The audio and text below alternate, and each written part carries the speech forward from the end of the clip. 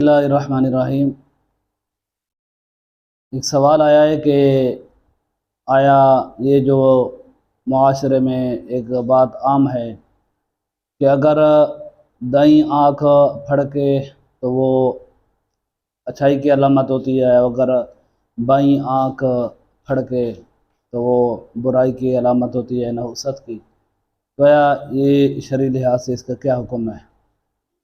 तो देखें कि उसका शरई हुक्म ये है कि मेरे आका अलैहिस्सलातु वस्सलाम की हदीस मुबारक है अल मौजमुल सगीर के अंदर कि हज़ूर अलैहिस्सलातु वस्सलाम ने फरमाया कि मख्तलजा इरकुन वला ऐनुन इल्ला बिज़म्बिन व मा यदफ़उल्लाहु अन्हु अक्सर, कि कोई रग फड़कती है या जो है आँख फड़कती है तो वो इंसान के अपने गुनाह की वजह से होती है, इसके अलावा कोई और चीज़ नहीं है।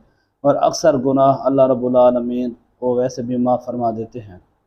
तो क्या पता चला कि आँख का फड़कना ये कोई और इनामात के लिए या किसी और वजह से नहीं, बल्कि अपने गुनाहों की वजह से होती है। इसलिए ज़्यादा से ज़्यादा गुनाहों से इस्तिग़फ़ार करना चाहिए।